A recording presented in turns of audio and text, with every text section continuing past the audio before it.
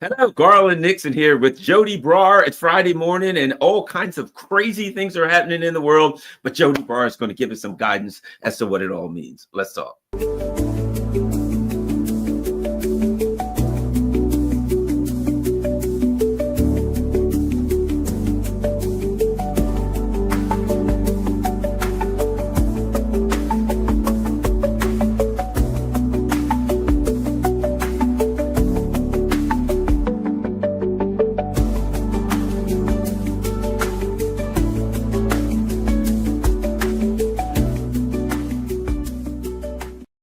Hello, Garland here with Joti Brar, and there's all manner of madness going on in this world. And, you know, it seems to me that every time there's a world war, there's the same three miscreants. Why is it that Britain, France, and Germany, hey, we got a world war. I wonder who's going to start it this time.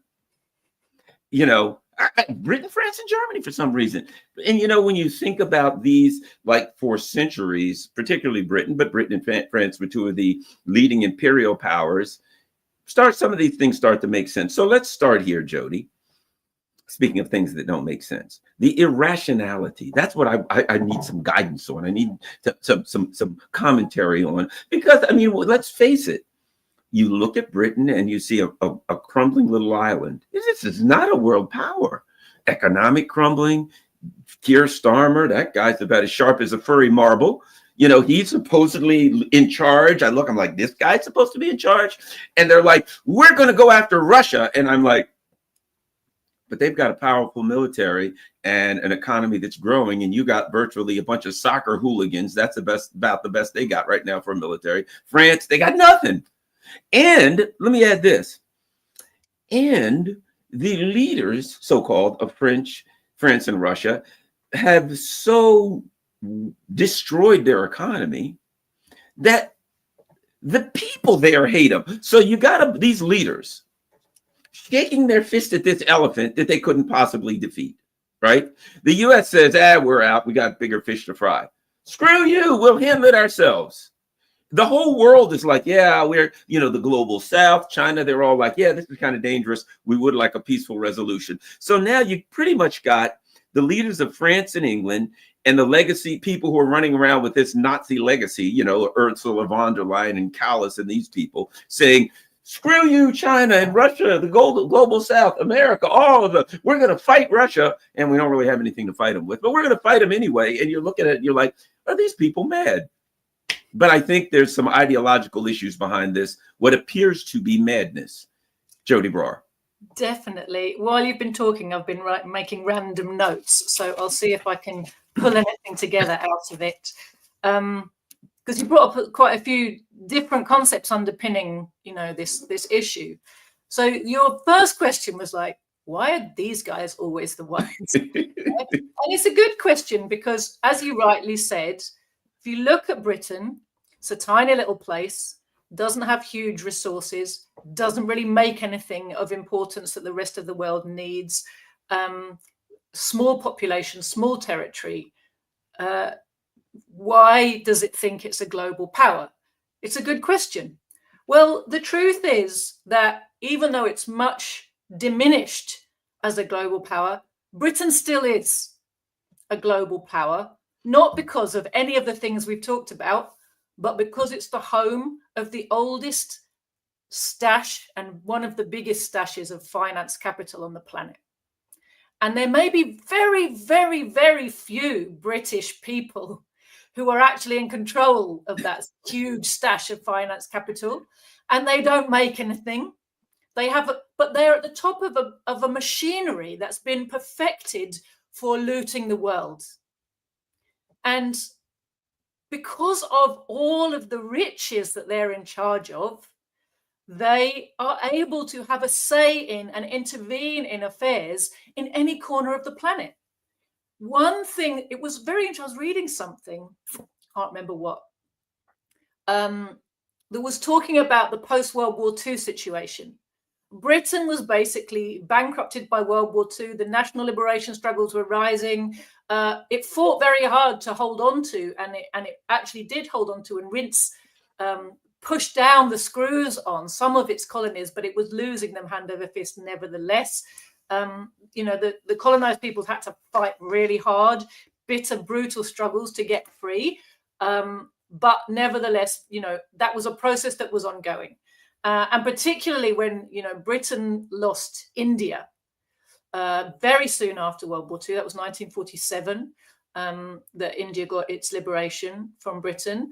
And of course, what that meant was a huge source of direct profit dried up. Now, Britain retained a kind of neo-colonial relationship with India, but not anything like the wealth drain it had before that.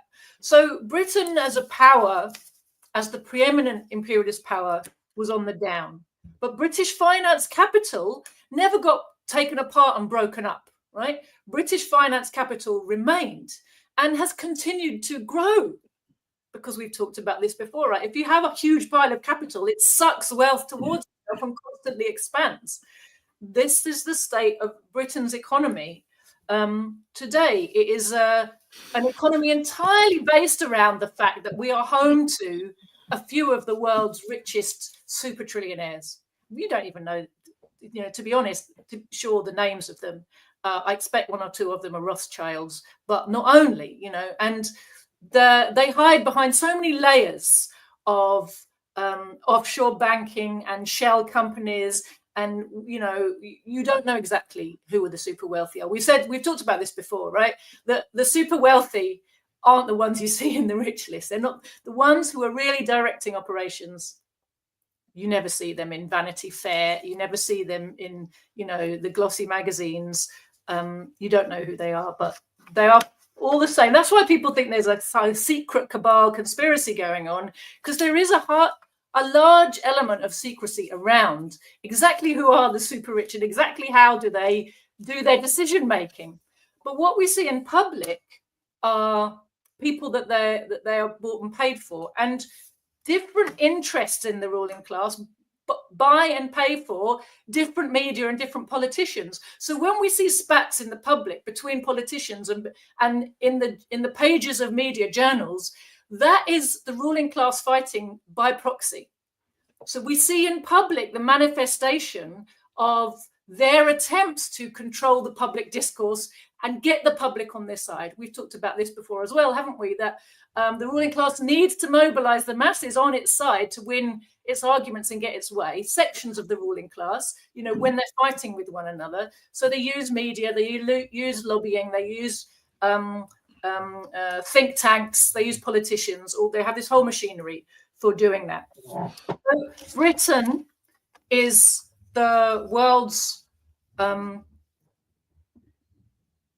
one of the world's oldest continuous, strongly dominant imperialist powers. The big powers, of course, there were colonial powers in the early days of colonialism that came up before England, before Britain, but they weren't as advanced politically and economically in other ways, and so they weren't able to become preeminent in the way that Britain did. Britain became the advanced workshop of the world, and dominated the globe during the whole colonial period, basically. So, or the later colonial into imperialism. So Britain and then France were the big powers in Europe, and then Germany at the turn of the 20th century was catching up and overtaking industrially, became a huge also store of finance capital. The USA was coming up at the same time, and so was Japan. And if you look at the world ever since that time, these are still the centers of finance capital that remain the dominant capitalist powers in the world. It's still Britain, France, Germany, USA, and Japan. Now, in many ways, you can look at every one of those apart from the USA and say, but they're a hollow shell of what they once were. And that is true. But they still are centers of huge amounts of finance capital. That is why they still try to have a say about things. Now, after World War II, Britain basically, because of being bankrupt, this kind of went into this pact with the USA. The highest echelons of British finance capital basically decided that they could use US military muscle to enforce their will around the world. And they would be the junior partner, but also the kind of Machiavellian, like secret whisperer, right? Britain at the end of World War II had what the USA did not at that time have, which was a huge network of intelligence agents, spies. Britain had for a long time perfected the art of dirty dealing, secret ops, spying, interfering in an underhand way where you don't kind of admit to what you're up to, developing proxy forces. Britain was the absolute master of proxy force development. Look at how the East India Company conquered India with very, very few European soldiers, right? Use Indians against Indians, and it was very, very effective. So they have huge experience at all of this sort of thing. They also, it's terrible. But well, I was about to throw that, the Hindus versus Muslims in Pakistan and India, right? But look now, Slavs versus Slavs in Ukraine, Taiwan versus the US, North Korea versus, Taiwan versus China, North Korea versus South Korea, that whole game of infiltrate and then divide. Oh, well, the straight people versus those who support the, this identity or whatever, all of those, it's always get in. I don't have to fight you. I'll find out where the divisions are in your society and exploit those to my advantage. And this is the way spies and infiltrators operate everywhere, isn't it? I mean, I've seen it in my own organization, and you can read about it in the files of COINTELPRO. Send your spy in and work out what are the points of either principal difference that you can work into, or just personal, style of work issues. What are the little cracks that you can weave your way into and make wider? And you can set people against one another, and then they'll do your job for you of destroying an organization that they're building, right? So they did it to the Black Panthers. I've seen it inside my own organization. I've seen spies come in and use this type of a tactic. And of course, yes, in India, the use of communal divisions, whether it was caste divisions or religious divisions or ethnic, state nationality divisions, all of them were used to maximum effect by the British to control India. And they left India weak and passed on that legacy to the new India, Pakistan.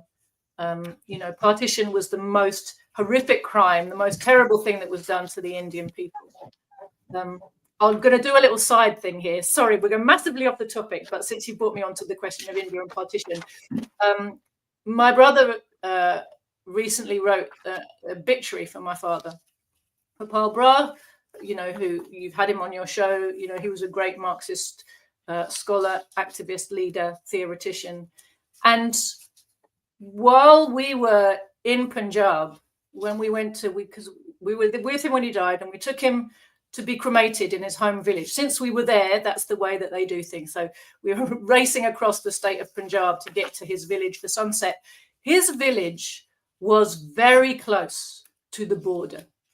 And he was a little boy. He'd already started school, and his earliest schooling, we literally found out at his funeral from someone in the village that his earliest years in school were in a Muslim madrasa, because that was the school that was in the village. So he learned to write his name and had his first letterings, in a madrasa in the village. And his first school friends were Muslim boys. And partition came and ripped his community apart, completely ripped it apart. And neither India nor Pakistan have recovered from the bloodbath and the communal fear and hatred and suspicion, all the violence, the crazy violence that overtook India, that was totally stoked up and instigated by the British, so that when they left India, because they knew they were having to leave, it would be weak and unable to really assert itself in the world. And that legacy lives on. Punjab is still a shadow of its former self. Punjab was a big, strong state that's existed actually as a kind of national not more in the modern nation sense, but has existed as a cultural and ethnic kind of entity for, you know, a very long time, has a very long history. And that's been, you know, obviously kind of ripped apart and destroyed by partition and not recovered. Anyway, coming back to what we were talking about. So these are still the major powers, because they are centers of finance capital. Britain came to this realization that it could no longer afford to keep a massive military going to back up its economic power. Its might was fading in that sense. But since it still had this huge economic clout, and since it also had a kind of cultural clout, it was very prepared to use. You know, for all the Americans or American ruling class, you know, will scoff at the British, they kind of imbued with a bit of a sense of inferiority, because, you know, the Brits have got a much older history, you know, an older culture. They've got the British accent, and they're very good at using these kind of intangible things, right, to kind of come along and be a bit patronizing and a bit superior. And they pretty much leveraged that to the max. And, you know, there's many occasions when it's said that, you know, the Americans were really talked into plans that were really in the interests of Britain first and foremost. But what we've seen since World War II is that British finance capital and American finance capital have basically become very intertwined. They pretty much have the same interests. And so one army will do for both, right? What I was going to say.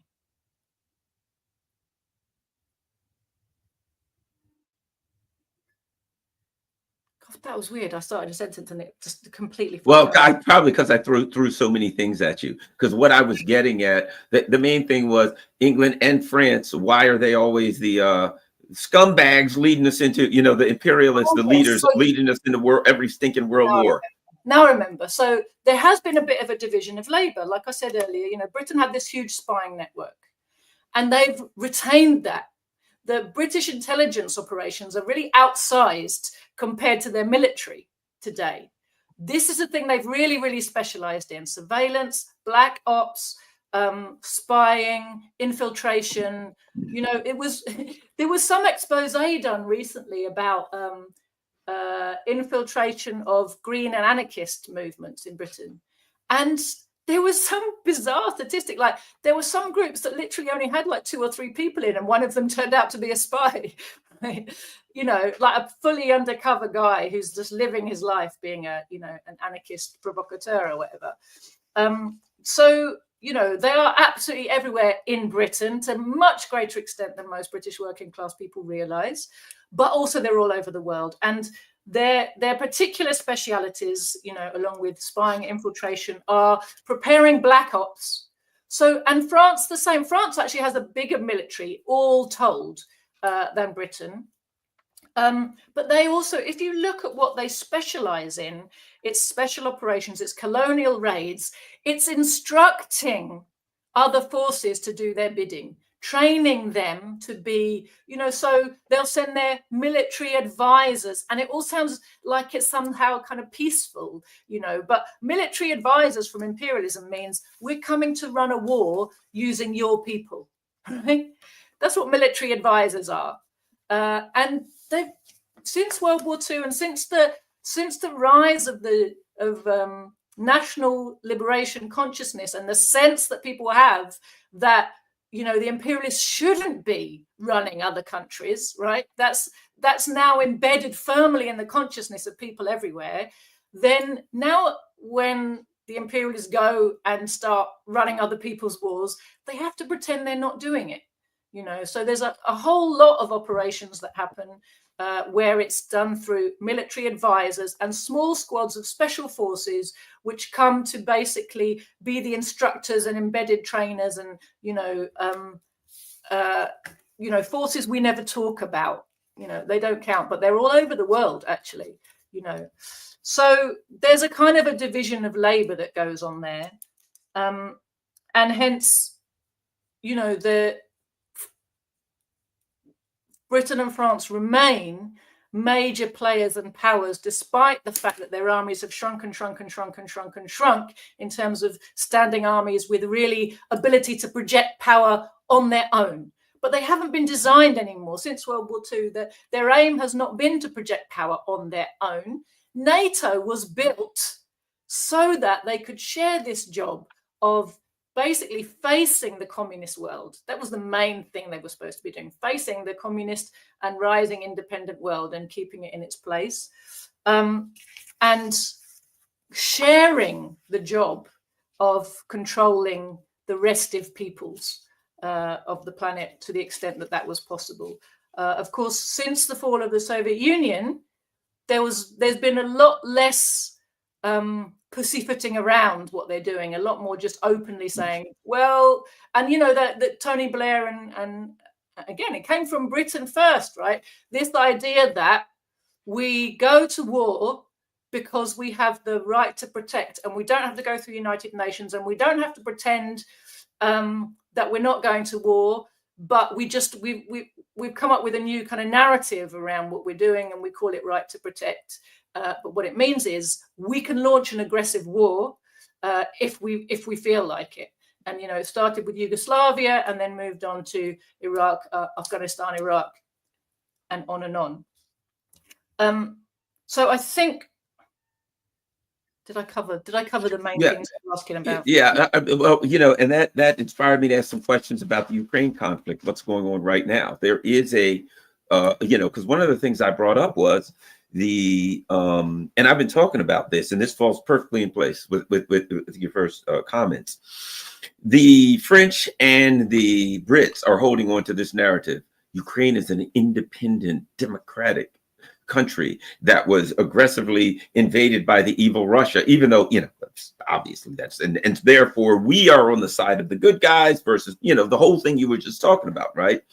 Recently, the U.S., who wants out, we could talk about why they want out. They got other things to do.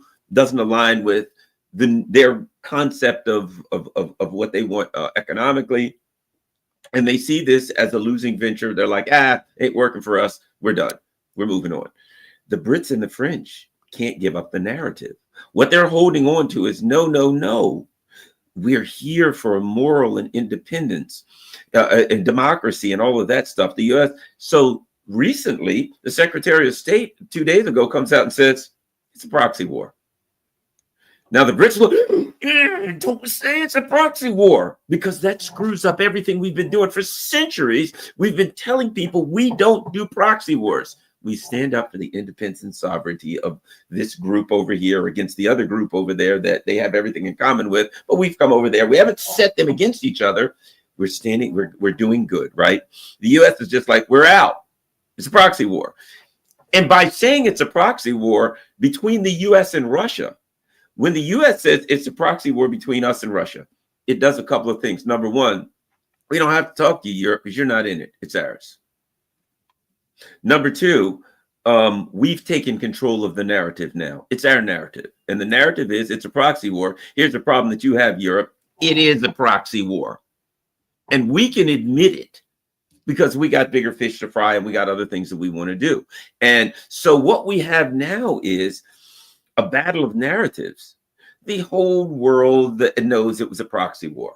The U.S. just wouldn't admit it. So the U.S. looks around and says, okay, we're really going to screw you over, Britain and France and Germany. It's a proxy war. So what do we have?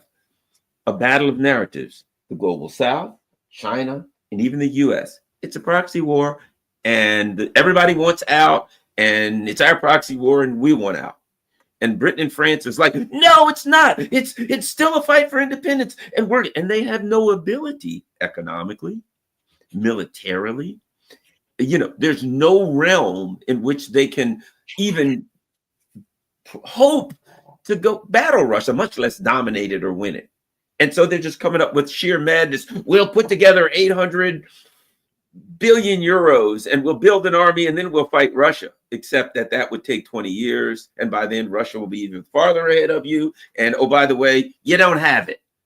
And you're all about to get fired as soon as the next election comes. And you're looking at it, you're like, these people are mad. So what I saw as just sheer madness is they've got to hold on to the narrative that they've always used, that we're saving this country over here from the bad guys. And the US has given up on that because they won out. And we could talk about that at another time. But anyway, your thoughts on the importance that this is a battle of narratives, that Britain and France and Germany won't give up the narrative. And the US just threw it, doesn't work for us. Goodbye. Well, you're right. They won't give up the narrative. They won't give up the narrative because they don't want to give up the war. And they don't want to give up the war, Garland, because they bet the farm on a success. And they really have, and they're in big trouble without that success. Big trouble. Now we've talked about this often, and I'm going to repeat myself. Good. Underpinning everything that goes on, all of this war drive that we see, is the deep, deep global crisis of overproduction of global capitalism. That you have to understand first. That underneath a surface that seems calm and everything's the same, underneath this crisis is building and building and building. There is a great difficulty in investing capital at a profit. There is huge indebtedness in the system. There are cracks everywhere. And in almost every part of the edifice of global capitalism, there are fractures, fissures growing that could start off a domino effect and, make 2008 look like a cakewalk, right? So the Europeans are absolutely all in on the promise. They have told themselves they will be able to salvage their situation. Just hold on, just keep printing money, keep doing this, keep doing that. Just a few more months, weeks, years, maybe another year, Russia's going to come down. And then payday and all our problems will be over. They really told themselves that. And they need this payday. They need it badly. And the US walking away without the payday is really terrifying, right? So they are trying to do everything they can to pressure the people behind Trump, because let's not forget that Trump is a front person for sections of the US ruling class. He's not like the man, as so many people will, try to interpret as, but he is the chosen front person for a reason. They chose Donald Trump because he enables a change of tack on the part of the US ruling class so that they can try and dress up their defeat as just a change of strategy, a change of direction, a change of personnel. They'll try and dress it up as a victory. One thing Trump, Donald Trump is a showman, isn't he?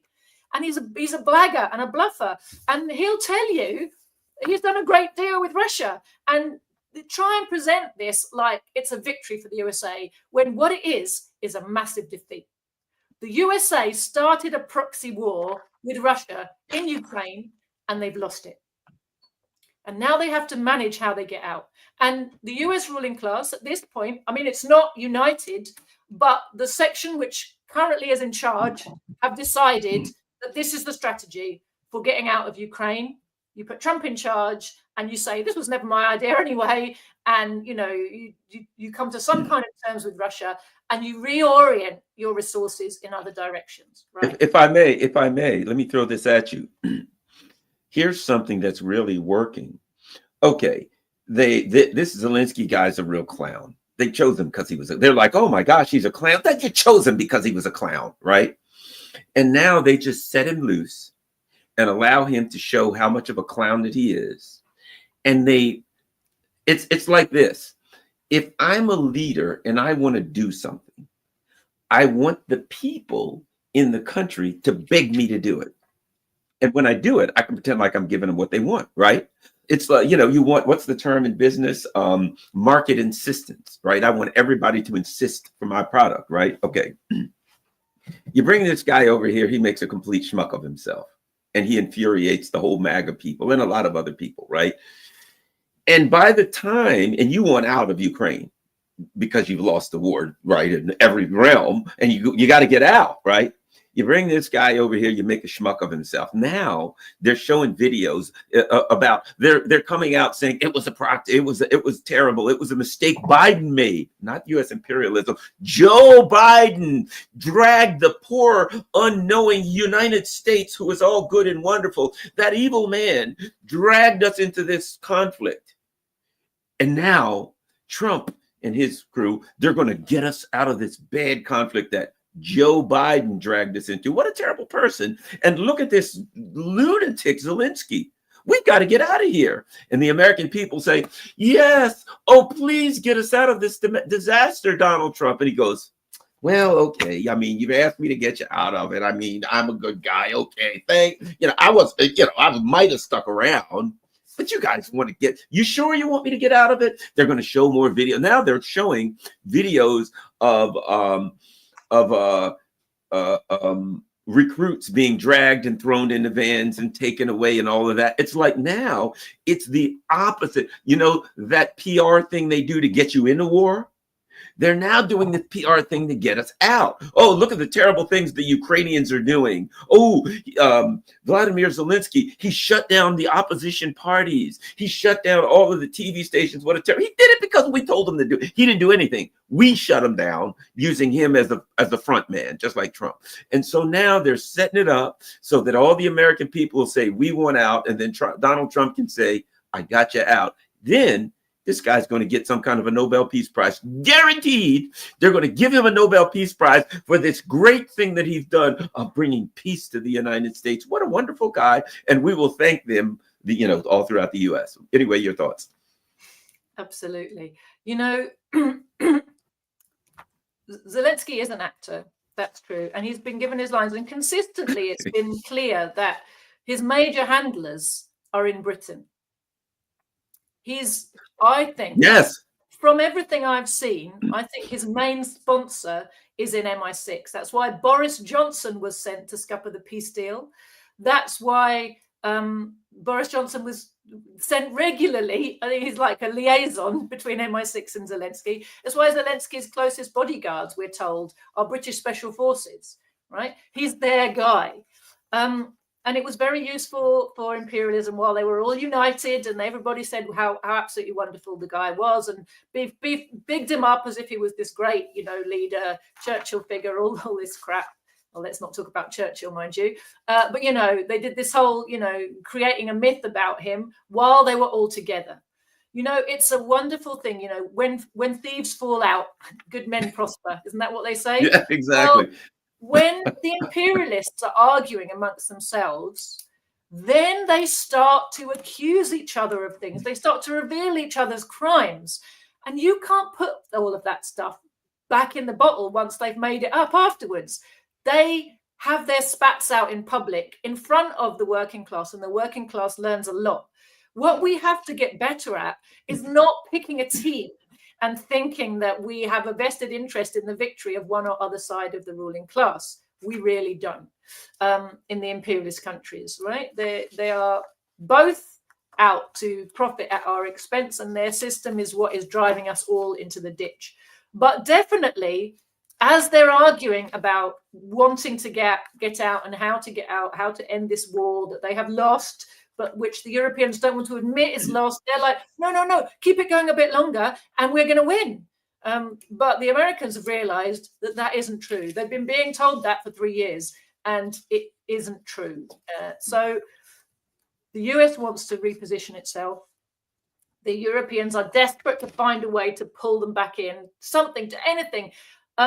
So you have, as you said, this battle of narratives. I think very much that Zelenskyy was set up, was sent into that meeting by the Europeans, probably especially the British, with a lot of promises and guarantees and told, no, you just need to push, you just need to do this, right?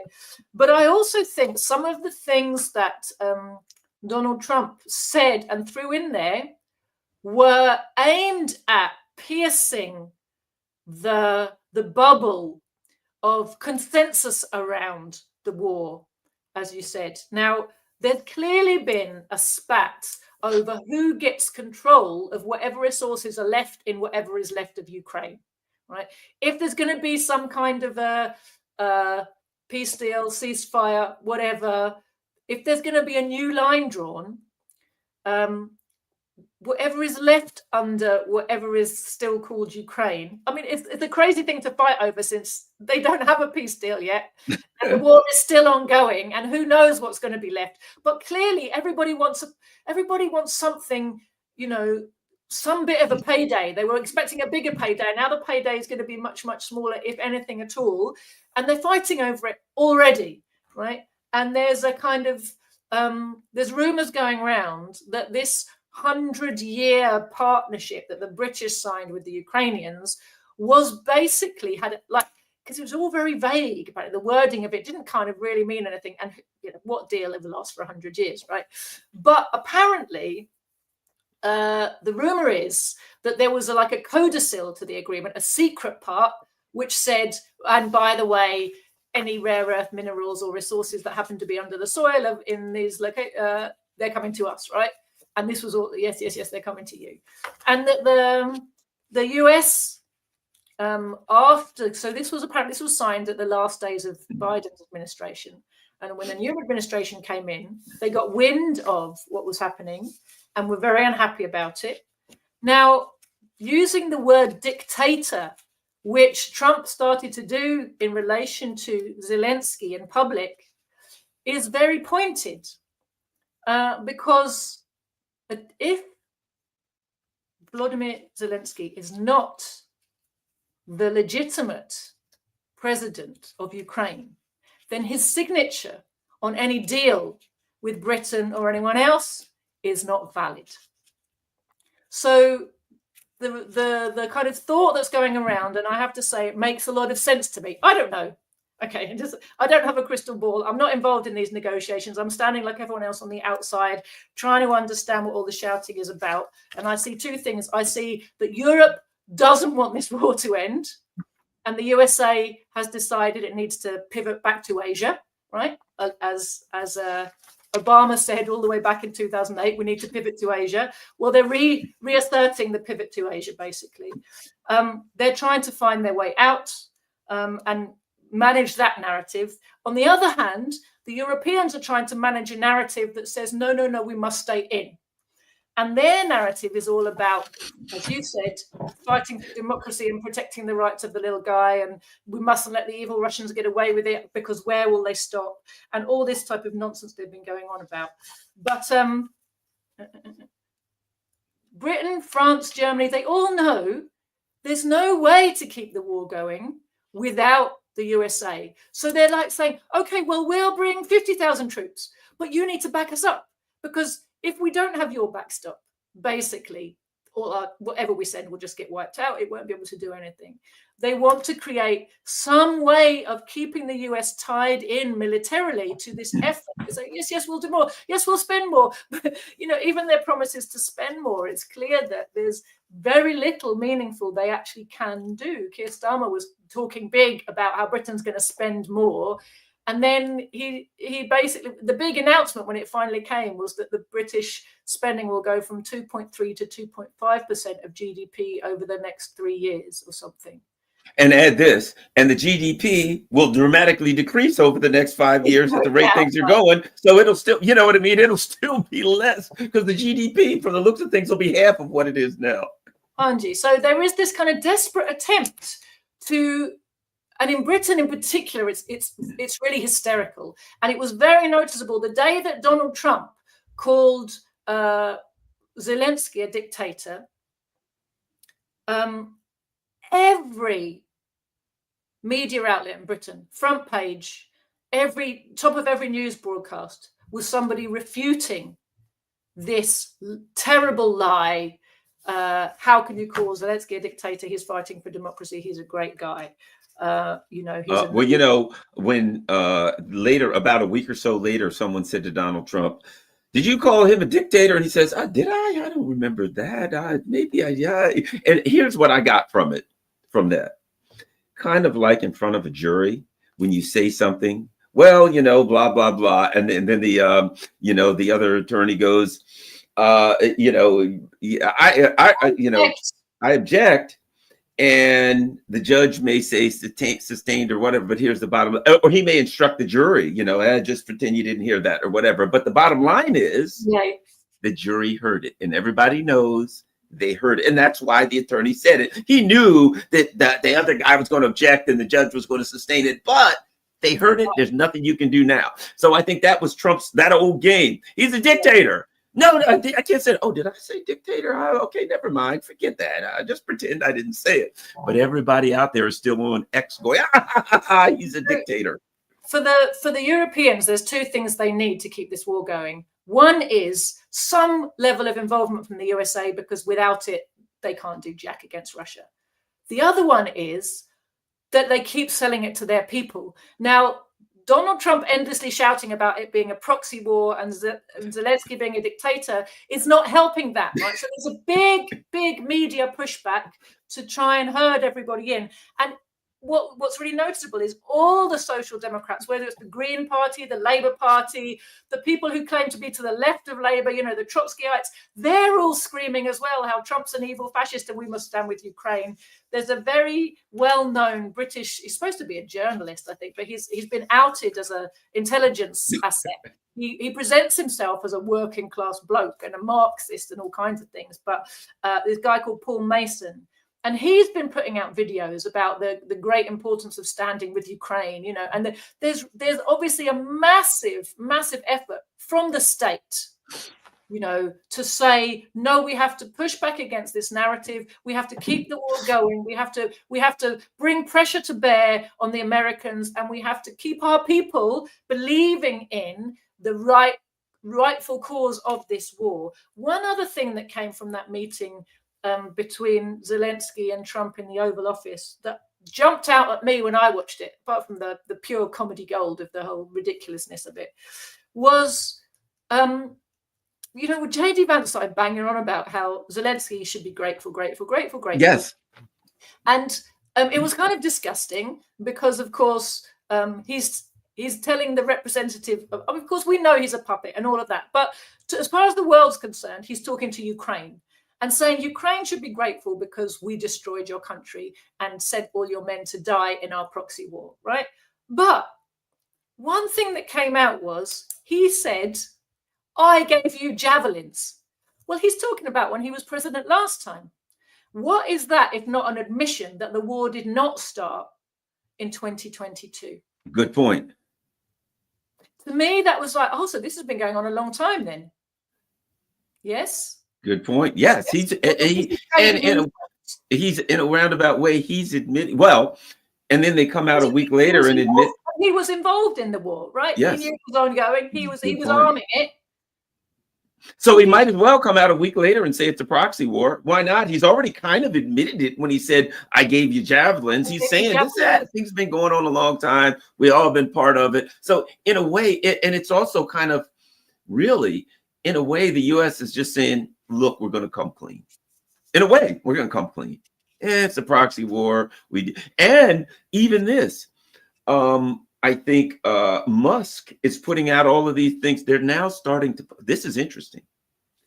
They're now starting to admit about the Maidan.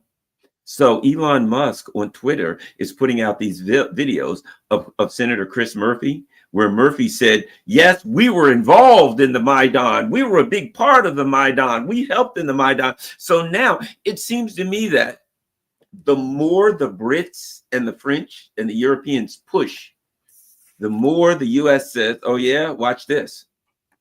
Right? I gave them javelins. It's a proxy war. Oh, you still want to keep pushing? How about this? Look at this video here of a U.S. senator saying we were involved in the Maidan and we overthrew it. It's like a chess game where the Brits say, no, it's just we're doing good stuff to help these good people. And the U.S. is like, all right, well, here's a card. How about this one? Here's another one. Here's another one. They're playing card after card. And the latest video that they're showing all over the place on X is an actual U.S. senator they're now going back to the Maidan, demonstrating that the U.S. was involved. I think Musk put something out about Victoria Nuland, you know what I mean? And it seemed to be a chess game between the two. I think, card game. So it's what we were saying earlier, that narrative management for the US walking away is basically being delivered along the lines that this was Biden's war, not Trump's war. Biden did it. He messed up. He's stupid. He's old. He's an idiot. I'm clever. We're getting out. We don't need that war. Okay. That is pure narrative, and it's all BS, right? But that's the way they're selling it to the American people. I think you're absolutely right that they are the Trump administration and the section of the ruling class in the USA, which is behind Trump, are sending messages to Europe. Stop trying to stop us getting out. Yes. Look, we can do this. Look, we can do that. Look, we can do this. And the problem is this, Garland, for the ruling class in general, when it's in crisis, when the ruling class is divided against itself and fighting and having its fight out in public and trying to mobilize the people onto the different sides of this argument, they put information into the public domain which they cannot take back. And ultimately, they are more than anything, what's happening is working people are getting educated. And that's the part we should really pay attention to and be pushing down on and doing something about, right? Look at the things they are telling the people that they lied about consistently for so long. They have told the people things that they now can't take back. And we've got it in black and white or on video that they're telling the people these things. So they've admitted Zelensky's a dictator. We've been saying that a long time, but who listens to us? Now the president of the USA says it. They've been saying, they said that it's a proxy war. We said it from the beginning, but who listens to us? Now the president of the USA said it. They said, what was that last one you just said to me? So they're admitting about the Maidan. Oh, Maidan. That they actually overthrew the government. That's how desperate they are to get out. They'll do anything to get out. Go ahead.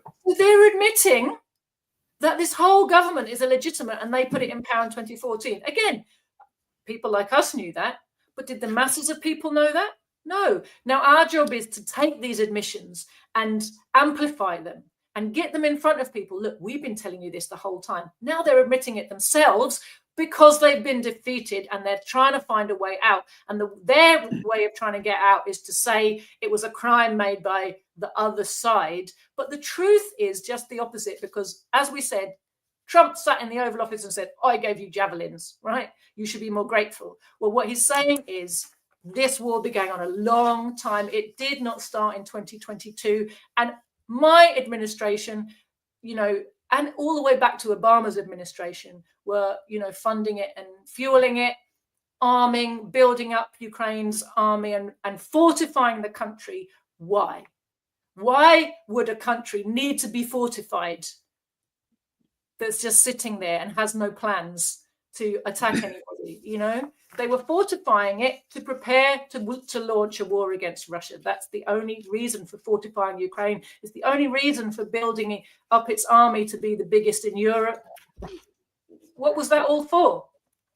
It was because they were preparing to launch a war against Russia. I'm going to show you this book. Right? My party produced this book, Neo-Nazi NATO's Proxy War Against Russia. Oh my gosh, I've got to get one of those. Telling the story of that war from 2014. In fact, when my party was founded in 2004, that same Christmas, we carried just a brief little editorial column in our newspaper talking about the Orange Revolution. And in that, it's only a 500-word editorial, but even then, right back in 2004, we were talking about how the fascists were on the streets of Ukraine, how they were being remobilized by the West and being pointed at Russia. So people who've been paying attention could see the direction all these things were going in for a long, long time. None of this came out of the clear blue sky, But what's happening now is everything we've been saying is being backed up by a section of the US ruling class, which is so desperate to get out that it's, and because they're so enmeshed and because the Europeans are not letting go, they're throwing these bombshells, as you said, Garland, and we've got to pick them up and, make use of them. Pick them up and throw them back. You see those war movies where somebody throws a grenade in the room and the guy picks the grenade up and throws it back at him and it blows up. That's right. We're being given weapons for the education and enlightenment of our class, and we must make use of those. You know, one of the things that's discussed now is the U.S. You know, well, they want to pivot to Asia, right? I'm seeing something. I'm just about out of time, but I'm going to throw this at you. We need to get together early next week. We need to continue. This is a fantastic discussion, but we need to talk the pivot to Asia because, okay, when I saw I kept saying all along, and you know, I actually in the beginning said when Trump came in, I said, well, his only out is to blame it all on Biden. It was obvious what, you know, what Trump is and his people. That was there. That was an obvious out. Blame it all on Biden. Okay. The pivot to Asia. I looked up front and I saw $1.5 trillion worth of oligarchs sitting there in front of Donald Trump at his, you know, at his the ceremony where he came to power. Okay. At that point, I thought, you know, those guys all have their infrastructure in China. They do not want a war with China. They'd be blowing up their own infrastructure, right? And what we're seeing is a new kind of imperialism. I'll call it, it has been referred to by some as a technofudalism, right? I may be wrong. Here's what I think. For number one, they're dispensing with some of the traditional imperialist tools because they don't plan to use them. They don't plan to use some of these tools like the British. I think they're looking at the British and they're saying, look, the kind of imperialism you guys did work for you. We're smarter than that. We're the tech guys. We're Bezos. We're Musk. We're 300-400 billion each, right? Yeah. You poor old knuckle dragging imperialists. You don't get it. We're smarter. We're going to do things differently. This is just a thought. This is what I'm thinking, because there are indicators that they're dispensing of some imperialist tools because they don't use them. Now, here's what I think. They're looking at it saying, we'll make a deal with Russia. It's obvious they want economic. That's all they're talking about. Can we get this crap out of the way so we can make economic deals with Russia? I don't really think they want a war with China, though they could stumble into it. I think that the tech bros are looking at a way to outsmart the Chinese, as it were, and the Russians, right? They think they're smarter than everybody else.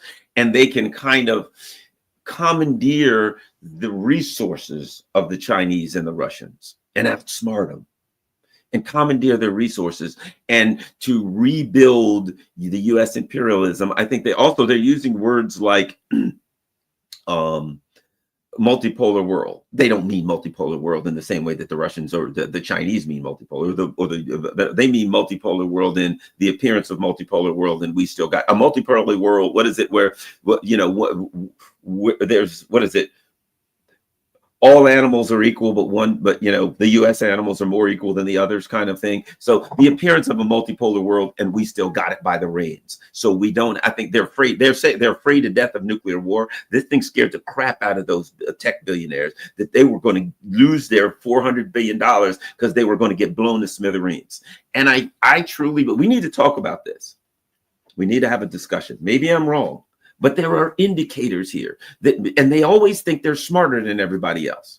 So I don't know. We need to talk about this. I may be wrong, but they are in desperation. But we need to talk about some of these indicators that we're getting that I also think they believe this, that they can do spheres of influence. Russia, this is your area. China, this is your area. We're going to take Canada. We're going to take Greenland. We're going to have our area, which again won't work because that would be, okay, China, you can't come into our area. Maybe we can't push but so much into your area, and then the global South, and people will never buy it. There's some dramatic flaws in their way of thinking of the world. But I think that they think they're smarter than everybody else, and they're going to come up with a new plan. Now, ultimately, what that means is when it doesn't work, they'll result to the old knuckle dragging plan. But at any rate, that's something do you think that's a conversation we need to have? I'm not sure how equipped I am for all of the depth of that conversation, Garland. All I will say is, oh, please, Jodi, you dramatically underestimate yourself. All I would say is that it's clear that the aim of bringing down Russia and China hasn't gone away and can't go away. It can't go away because of the crisis of overproduction and the desperation to get the paydays that will resuscitate and rebalance the system for a little bit longer, right? If they happen. My view is they're not going to happen and the system is going down, but it also needs a push from the inside, as I've talked many times before. And don't you think they also, meanwhile, they want to eat Europe to keep them, you know what I mean, to maintain some nutrition until they can move forward. They'll just swallow Europe whole. Well, you know what I mean? The more that they try to cannibalize themselves and Europe, actually, the faster they're bringing the whole system down. You know, the imperialist system has only worked since World War II because it preserved an appearance of a group and a family of democratic nations. Yes. When that appearance goes, the ability to keep social peace anywhere is also going to be gone. And in the desperate quest to keep a profit going, they're actually going to hole themselves completely. It's going to be the Titanic, you know, going down, you know, much faster than you would imagine if they really accelerate a process that way. They need to be, you know, a group of countries and not just one. But this insistence that no, we're the top dog and you all have to do what we say, saying all that in public is not a sign of strength. It's a sign of weakness. It's a sign of desperation. It's a sign that they all know they're going down and they're all trying to, you know, it's like the drowning men clutching at each other to get onto the raft, and all they're doing is pulling each other down, Garland. That's what I see. Now, when it comes to China, it may well be that they're trying to rethink their plans of how do we bring China down now that they've realized that, number one, they didn't beat Russia.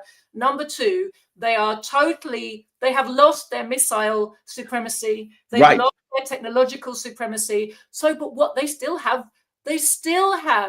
a phenomenal control of global media spaces outside of Russia and China.